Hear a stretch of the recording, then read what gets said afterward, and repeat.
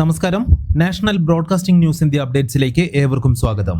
ബലാത്സംഗ കേസിൽ പ്രതിയായ രാഹുൽ മാങ്കൂട്ടത്തിൽ MLAയുടെ അറസ്റ്റ് തടഞ്ഞ് ഹൈക്കോടതി. രാഹുൽ ഉയർത്തിയ എതിർവാദങ്ങൾ ഗൗരവകരമാണെന്ന് ചൂണ്ടിക്കാട്ടിയാണ് അറസ്റ്റ് തടഞ്ഞത്.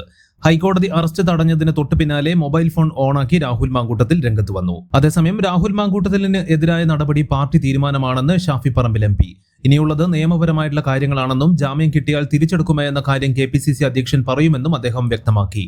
കൂടാതെ ഈ തെരഞ്ഞെടുപ്പിൽ ചർച്ച ചെയ്യുന്നത് ശബരിമല സ്വർണ്ണക്കൊള്ളയാണെന്നും ശബരിമല അയ്യപ്പന്റെ സ്വത്തിനു പോലും സുരക്ഷിതത്വമില്ലാത്ത ഒരു കെട്ടകാലം മുൻപെങ്ങും ഉണ്ടായിട്ടില്ലെന്നും CPIM അറിഞ്ഞുകൊണ്ടുള്ള കൊള്ളയാണ് ശബരിമലയിൽ നടന്നതെന്നും ഷാഫി കുറ്റപ്പെടുത്തി.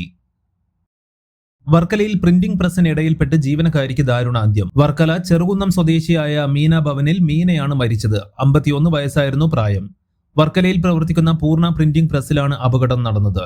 പ്രസ്സിൽ ഉപയോഗിക്കുന്ന മെഷീനിൽ ജീവനക്കാരിയുടെ സാരി കുടുങ്ങിയാണ് അപകടമുണ്ടായത്. തദ്ദേശ തെരഞ്ഞെടുപ്പിൽ ആദ്യഘട്ട വോട്ടെടുപ്പ് നടക്കുന്ന 7 ജില്ലകളിലെ പരസ്യപ്രചാരണം നാളെ സമാപിക്കും. ചൊവ്വാഴ്ചയാണ് വോട്ടെടുപ്പ് നടക്കുന്നത്. പ്രചാരണം അവസാന മണിക്കൂറിലേക്ക് കടന്നതോടെ നാടും നഗരവും എല്ലാം തെരഞ്ഞെടുപ്പ് ആവേശത്തിലേക്ക് കടന്നു കഴിഞ്ഞു. റഷ്യൻ പ്രസിഡന്റ് വ്ളാഡിമിർ പുടിനായി ഒരുക്കിയ അത്താഴ വിരുന്നിൽ ഡോക്ടർ ശശി തരൂർ MP പങ്കെടുത്തതിൽ ഹൈക്കമാൻഡിന് അതൃപ്തി. രാഷ്ട്രപതി ഭവനിലെ ഇന്നലെ രാത്രി ഒരുക്കിയ ചടങ്ങിലാണ് ശശി തരൂർ പങ്കെടുത്തത്. വിരുന്നിൽ രാഹുൽ ഗാന്ധി ഉൾപ്പെടെയുള്ള പ്രതിപക്ഷ നേതാക്കളെ ക്ഷണിച്ചിരുന്നില്ല. ഇത് പ്രോട്ടോകോൾ ലംഘനമാണെന്ന് കോൺഗ്രസ് വിമർശിച്ചു. കൂടുതൽ വാർത്തകൾക്ക് വേണ്ടി കേൾക്കൂ national broadcasting news India updates.